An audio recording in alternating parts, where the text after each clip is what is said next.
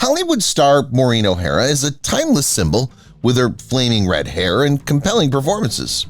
O'Hara's story is interesting, from her iconic parts in The Quiet Man to her passionate and resilient off-screen life. She was plagued by the aircraft accident death of her husband, pioneering pilot Charles F. Blair Jr., for years despite her celebrity and success. He died mysteriously, leaving O'Hara with an emptiness. Let's explore Maureen O'Hara's astonishing career, personal victories, and the mystery that formed her legacy, revealing the power and elegance that made her one of Hollywood's most beloved actors. An incredible prediction. Born Maureen Fitzsimmons in 1920, Maureen O'Hara was the daughter of Charles Fitzsimmons, prosperous businessman, and Marguerite Fitzsimmons, his wife. She and her 5 siblings grew up in Dublin, where they lived in a colorful and exciting household. When Maureen was 5, a psychic visited her family and said she would grow up as a well-known movie actress. Maureen described her family as the most remarkable and eccentric family I could have possibly hoped for. "You leave Ireland one day and become a famous woman known worldwide," the psychic said. "But eventually everything will escape your grasp." She joined the Abbey Theatre when she was 14. Maureen had always liked the concept of acting, but she only really had a taste of what that life would entail once she reached 14 and joined the Dublin Abbey Theatre. She performed in supporting parts on stage for 3 years before landing a major part. American performer Harry Richmond saw this stirring part and immediately thought Maureen should be in movies instead of plays. To persuade Maureen to participate in a screen test for a film, he traveled to Dublin. Despite the disastrous outcome of her film test, the young actress was discovered by English actor Charles Laughton, who promptly signed a contract with her. The only drawback was that she had to adopt the O'Hara surname instead of Fitzsimmons. Maureen's early and hasty marriage. In Alfred Hitchcock's Jamaica Inn, O'Hara gained her big break and got to know producer George H. Brown. The producer and the young actress started dating, but he took their relationship much more seriously than she did. Brown forced O'Hara into a surprise wedding the day she left for Hollywood to shoot The Hunchback of Notre Dame, forcing her to leave Ireland. The abrupt elopement of O'Hara, their new star, infuriated her Hollywood employers, and Maureen, at 19 years old, wasn't happy with her actions either. O'Hara decided to remain in the USA once Brown returned to Ireland, and she succeeded in getting her marriage dissolved there. She was forced to stay in the USA during World War II. O'Hara was still in America and employed by Charles Laughton's film business when World War II started. Since nothing was happening in Hollywood, it would have been great for the actress to return to her native Ireland to be with her family. Laughton concluded, nevertheless, that it would be better for him to sell O'Hara's contract to RKO Pictures. So the buddy who had helped her establish herself in Hollywood and brought her to the United States had abandoned her after betraying her. For this, she was given a part in A Bill of Divorcement. However, once O'Hara turned down, John Farrow, the director, became a bully and hounded her. Never one to take anything lightly, the actress gave the director a hard blow to the jaw when he became too much for her to bear. She finally got to work with the famed John Ford. After arriving in Hollywood, O'Hara accepted the roles given to her for the first few years. However, they were composed mainly of poor directors and subpar screenplays. She was on the verge of quitting everything and returning to Ireland when she made one more effort and pleaded with her agent to obtain a role in a John Ford movie. In How Green Was My Valley, that's how O'Hara came to be. Working with Ford was a dream come true for most young actresses, and the job was fantastic.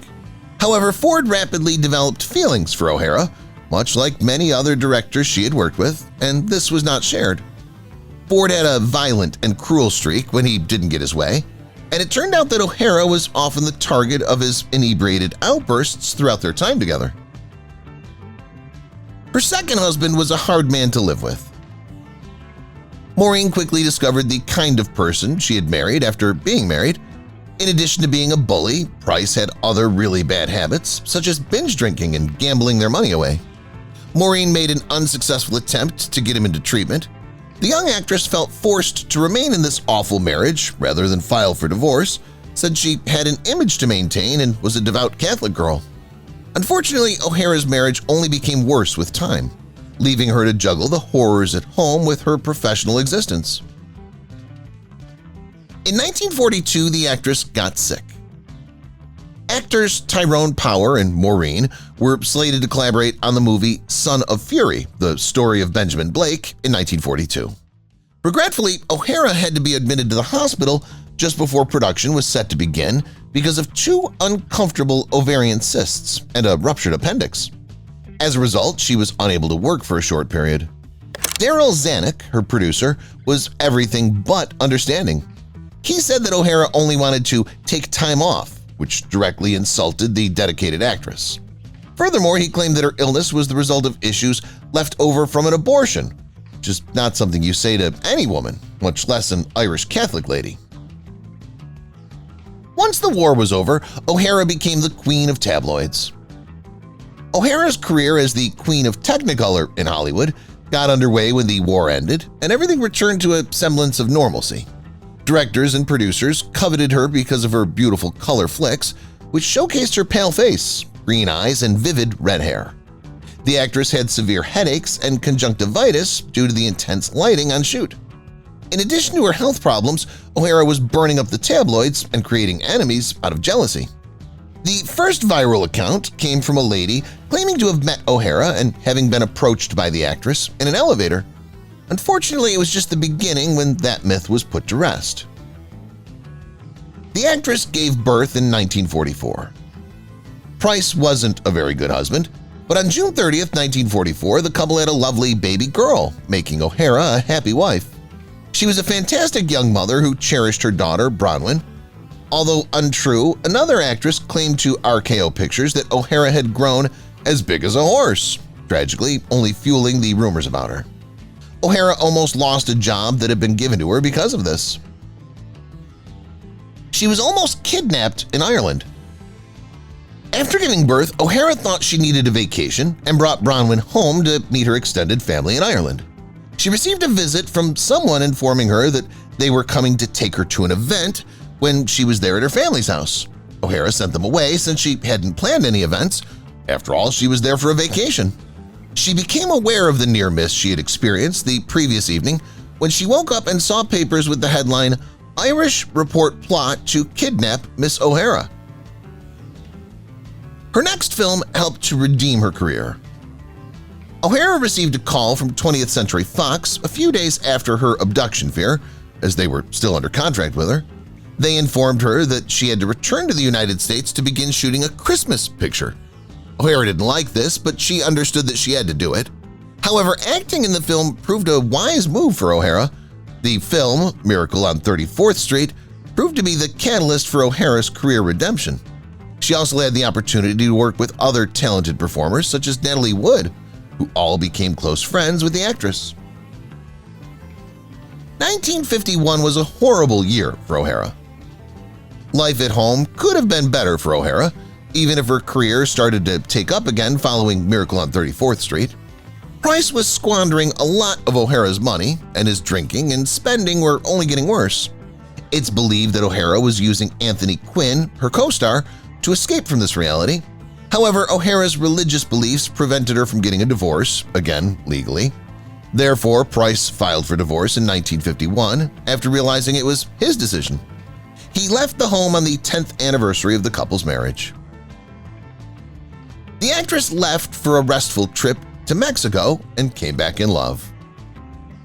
Following her divorce, O'Hara took a short vacation since things were becoming too stressful at home. She planned a vacation to Mexico for herself, where she spent relaxing beach days in the sun. However, it was also there that she met Enrique Parra, her new partner. Parra helped O'Hara get beyond her mismatched marriage of 10 years and helped mend her wounds. Not everyone favored the actress's decision to wear her new Mexican bow on her arm when she stunned everyone by wearing him. Her new beau was a kind man. Parra treated O'Hara with kindness and gentleness. However, he also had his own money since he was a well-known banker and politician. Although this was a perfect romance, the actress was cynical at this point since she'd been burnt in relationships far too often.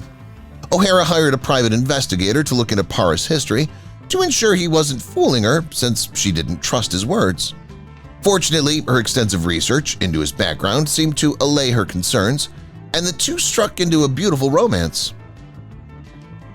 O'Hara began working a lot with John Wayne. In the 1950s, O'Hara began shooting more westerns and adventure pictures after discovering that these genres catered to her strengths. When she starred with John Wayne, she did very well. There was so much electricity between them on TV that some people assumed they were having an affair. Although nothing was verified, it's widely assumed that O'Hara and Wayne had a long-term, sporadic connection. According to one account, Wayne never asked O'Hara to marry him because he thought she was too powerful of a lady. She took on the tabloids. O'Hara had to cope with tabloids and speculations once again in the 1950s. O'Hara, who disliked having her life disseminated over tabloids, was one of the authors of the magazine Confidential, which was re-owned for pushing limits. However, they misled the wrong lady when they released a story about O'Hara and Parra caught in the deed at a Grauman's Chinese theater showing. O'Hara wasn't close to the venue since she'd been shooting her newest feature in Spain that evening. The magazine was sued, and thanks to O'Hara's evidence, they lost the case. Although it occurs more often today, this incident was historic in the tabloids and legal cases of the past. The actress had to fight for custody of her daughter. O'Hara had a better time in the late 1950s because of her blossoming profession and new love, but her path was still a significant obstacle. Price, her ex-husband, sued her in court to get custody of their daughter. Price said that his immoral lifestyle with his ex-wife was the reason he was seeking custody. Then a stranger approached the actress and informed her that Price was a homosexual and that she could use that information in court. O'Hara, however, elected to take the high road and use her intelligence to counterattack. She was awarded full custody of her daughter after winning the lawsuit. Her deep love ended after 15 years. Maureen put herself in their relationship, wanting to make it work, and it's evident that she was in love with Parra. They did have an incredible 15-year marriage. That's like 30 years in Hollywood for comparison. But in the end, even this relationship started to fail. To begin with, a great deal of people disapproved of this connection, which soured things for O'Hara. And then Parra's daughter died in 1967. This hurt the guy, and he started to distance himself from O'Hara until they broke up. But her heart healed with an Irishman. Though O'Hara was devastated, this passed quickly. Charles F. Blair Jr. was the pilot O'Hara had met in 1946 when he piloted the aircraft she took back to Ireland. Blair was acquainted with O'Hara's siblings, and the two had spent time together throughout the years after becoming acquaintances. Blair and O'Hara went out to support one another in moving on once they found themselves single together. Though they were at different phases of their life, the two were in an unusual partnership, and it made sense for them to settle down with someone loving and comfortable. Blair soon asked Maureen to marry him, and he said yes. Ex-husband passed on in a horrible way. O'Hara was shocked to learn of her ex-husband, William Houston Price's death.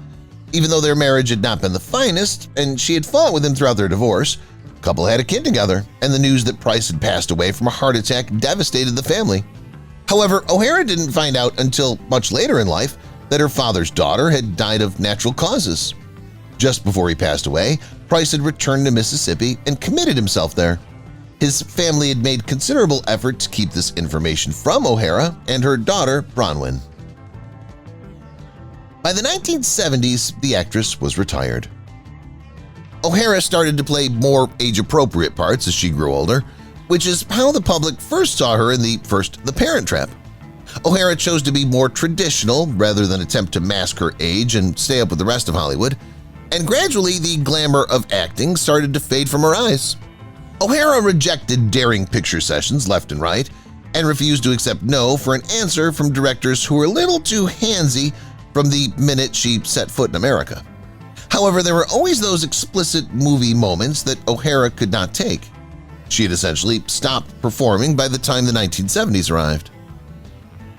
She also ran a company with her husband. O'Hara continued to work even after she ceased performing. The resilient lady then traveled to the Virgin Islands to manage a small airline with her third husband, Charles Blair. She also rose to the position of editor of the island's local magazine. However, when she returns to see her family in Ireland, O'Hara's whole life is altered. As Blair's engine unexpectedly failed and the aircraft crashed, he traveled between St. Croix and St. Thomas. In the collision, Blair and his 3 companions died. For O'Hara, this was a terrible setback. She was suspicious of her husband's cause of death. O'Hara started talking about her doubts about her husband Charles Blair's strange death several years after he passed away. Blair's aircraft crash was reportedly an accident, but O'Hara came to the exact opposite conclusion after doing more research. She thought he could have had ties to the CIA or another agency. O'Hara finally halted her studies after delving so deep that she started to worry for her own safety. None of the actress's beliefs were ever verified, despite her belief that the aircraft accident was purposefully planned to murder her husband and quiet him, for whatever reason. Then she lost a dear friend. John Wayne and Maureen O'Hara were close friends while working together. O'Hara, an intense cancer survivor herself, was among the first to see John after he was stricken with the disease. She couldn't contain her emotions as his frailty struck her. The 2 iconic performers did nothing except revisit their beloved relationship and reminisce about the memorable times they had enjoyed over the next 3 days. When O'Hara finally said goodbye to Wayne as the Duke, it was the last time they would part ways. She was a determined lady, and as she put on her coat, Wayne, ever the smooth talker, complimented her, saying, "That's a gorgeous coat, it looks beautiful on you." So she succeeded in her struggle to get Congress to give Wayne a Congressional Gold Medal, which was an extremely noteworthy accomplishment. Even though Wayne was recognized just before he died, O'Hara was deeply saddened by his loss. O'Hara did her best for her fans. O'Hara's all-time favorite movie, out of all the ones she appeared in, was The Quiet One in 1952. It seemed like they were meant to meet when she learned about a New York City police officer who also enjoyed this movie, especially considering that this cop was now disabled after being wounded while on duty. O'Hara decided to visit the guy at the hospital to brighten his broken existence. Because of how well they got along, the actress supported him as he recovered and became friends with his wife and family. She then went to the baby's baptism held by the couple. She lost yet another friend in Hollywood. Despite having battled illness herself, O'Hara embraced her advanced years with dignity. She had to see the deaths of many of her loved ones. However, since she lived to reach almost 100 years old, O'Hara lost another close friend and spouse after losing her first husband, and then John Wayne. Co-star of O'Hara's Miracle on 34th Street, Natalie Wood passed away unexpectedly and inexplicably in a terrible accident in 1981. O'Hara expressed how strongly this affected her in her memoirs, writing, "The day she died, I cried shamelessly. For such a beautiful, charming child, it was a terrible way to die." O'Hara's final years were not without drama. When a hurricane destroyed the home O'Hara shared with her late husband in 1989, she moved to Glengariff, Ireland, where she lived with a personal assistant who helped her along the way. Although O'Hara had intended to rebuild the home, her health had deteriorated due to several heart attacks, so she needed to slow down. Unfortunately, the personal assistant who was supposed to be helping her was accused of mistreatment by the family. So O'Hara moved to Idaho and lived out her final years with her grandson. The redhead beauty died in 2015. Maureen O'Hara, known for her fiery nature, strong feminist beliefs, and beautiful red hair, passed away in 2015 at the age of 95. Her family was with her when she breathed her last, and The Quiet Man, one of her favorite movies, was playing in the background. Just before she passed away, O'Hara said in an interview, "It's been a good life. I've liked creating movies and have had a great career. I was fortunate to work on films with a few of the greatest performers and directors. I have no regrets," O'Hara said.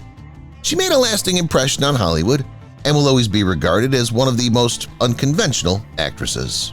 If you've watched the video till here, that means you've enjoyed the video. Subscribe.